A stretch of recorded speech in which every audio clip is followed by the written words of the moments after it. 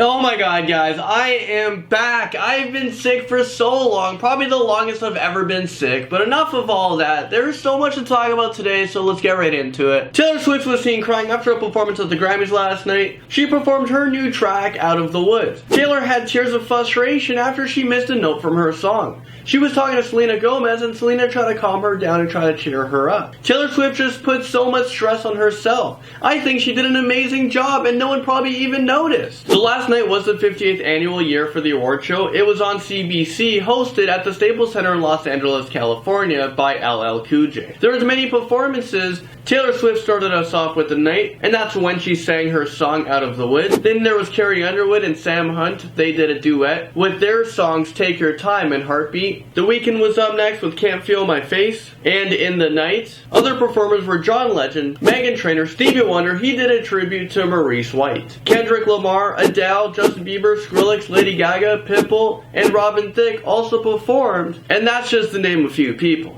Okay, so let's list some of the biggest awards of the night. We had Uptown Funk winning for the record of the year. He beat out Thinking Out Loud by Ed Sheeran and Taylor Swift Blank Space. Album of the year was 1989 by Taylor Swift. Taylor Swift becomes the first female to have ever won this award twice, so congratulations to you, unbelievable. Song of the year was Thinking Out Loud. Best New Artist was Meghan Trainor. Best dance record was Where Are You Now with Skrillex and Justin Bieber. So the 65th NBA All-Star Weekend just happened, and it was amazing. It was hosted right there, right over there in Toronto, my hometown. I was super pumped and super excited. This was Kobe Bryant's last All-Star game, so this is the one that I could not miss. Kobe Bryant is 37 years old, and he's playing in his 18th All-Star game. Kobe Bryant has the most points in All-Star history. He has the most steals as well. The game was high-scoring, 196 to 173, which is also an NBA record for the most points in a game. The two coaches was Tyronn Lue, who is the head coach right now for the Cleveland Cavaliers. He has only coached 10 games in the NBA, which is a new record for the least amount of games coached in the NBA to be a coach in the All-Star game. Greg Popovich was the coach for the West.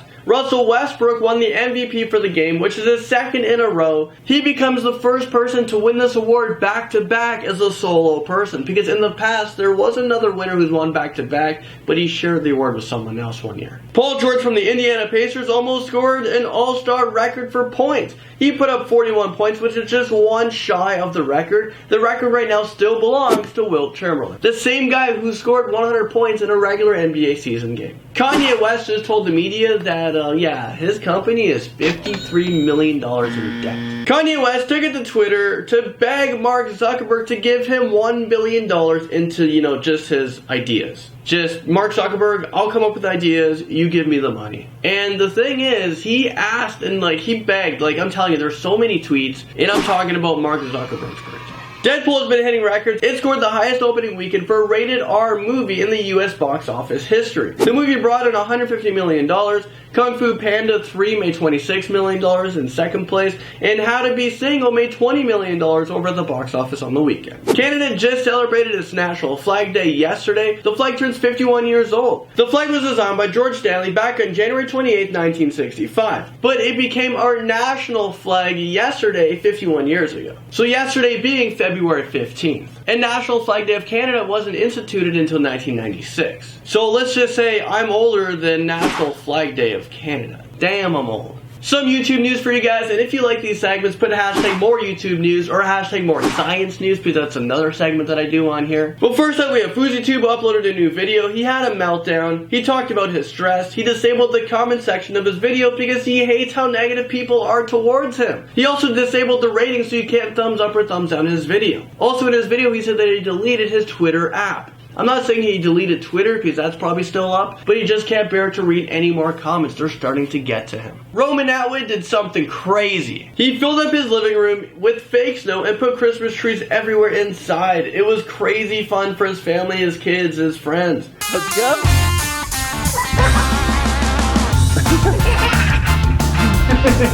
Oh my gosh. What's up?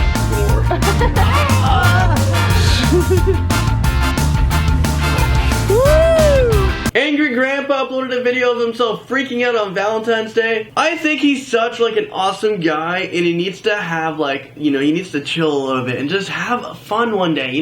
Just film yourself excited. This guy's too angry too much. Ghostbusters just came out with the trailer announcement, so it's not like an official trailer, it's just a trailer to announce that there might be a trailer coming out soon. And the video that got uploaded onto YouTube for us to see actually got a lot of thumbs down in it. And it's probably because, you know what, it was a little bit boring. Watch for yourselves.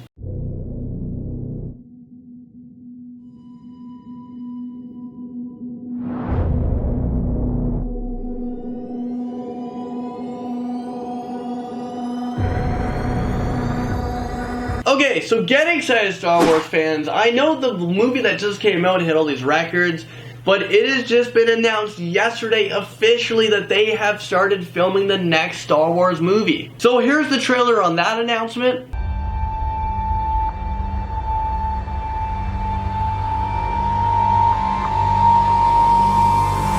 Good.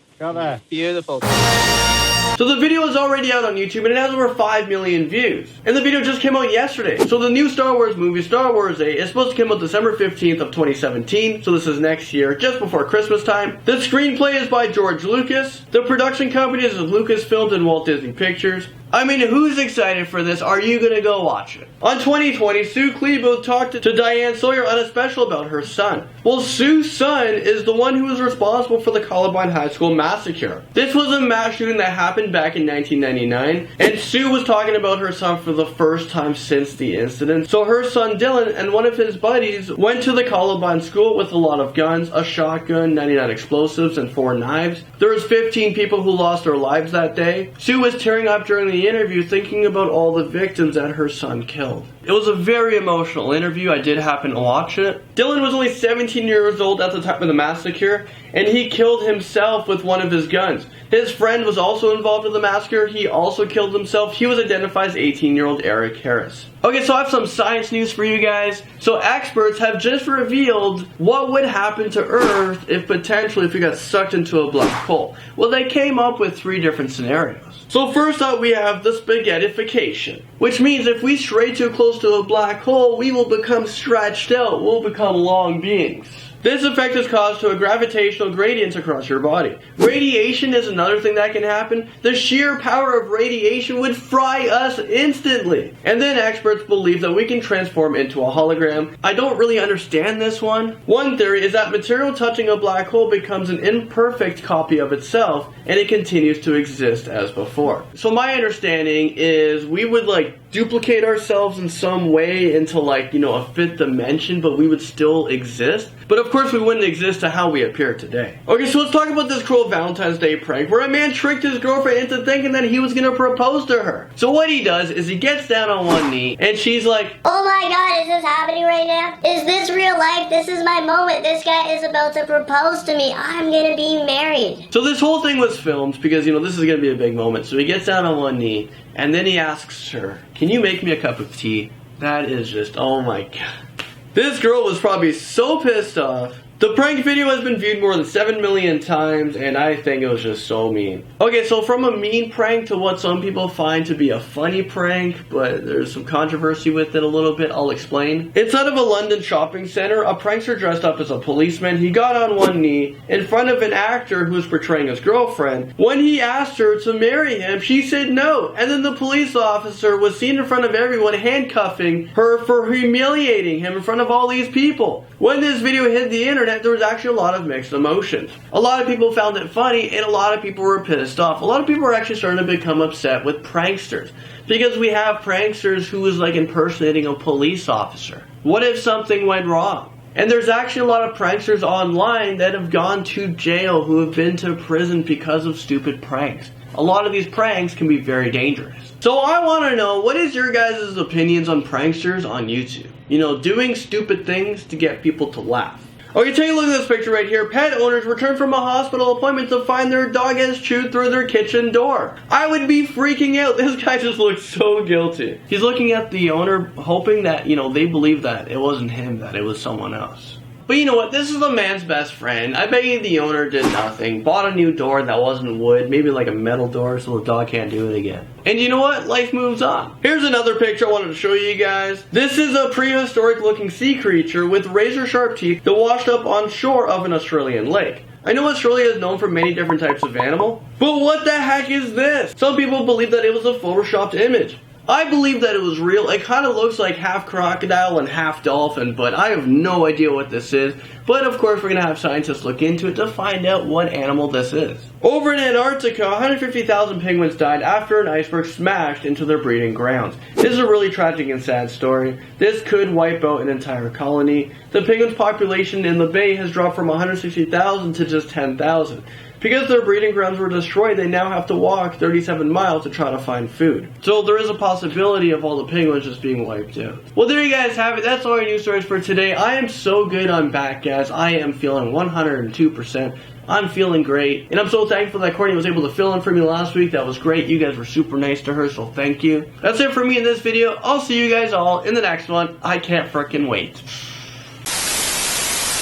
So hopefully you guys enjoyed this video. Let me know in the comment section below what you guys think of every story I've talked about. If you like this video, hit that like button. If you didn't, no worries. You guys can just, wait for tomorrow's video. Hopefully you'll like that one. If you guys want more videos, there's 2 of them waiting for you to click on right over here. The bottom one is my vlog video. There's some craziness going on in the vlog channel. You guys gotta check it out. That's it for me, guys. I'll see you all tomorrow. Bye.